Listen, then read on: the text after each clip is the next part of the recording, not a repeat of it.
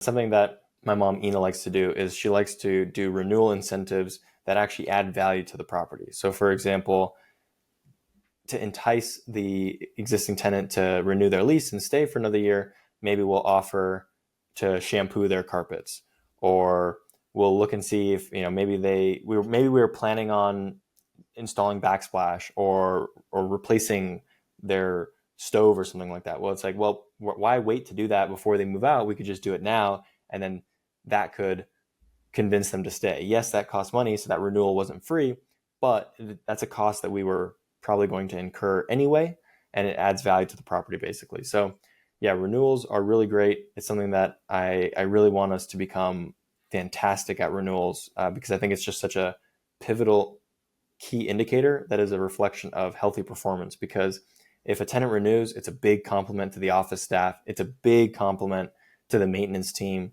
because the number one reason why tenants move out is due to maintenance issues.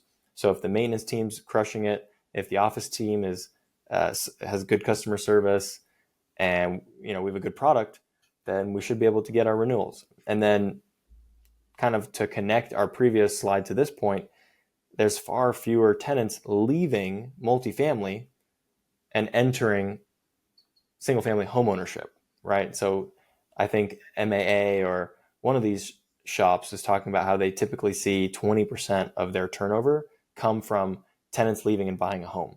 And that's a very big number because they own luxury assets. They own renter by lifestyle type assets where people can actually afford the down payment and the payment for a home, but they're just choosing to rent because it's a lifestyle choice.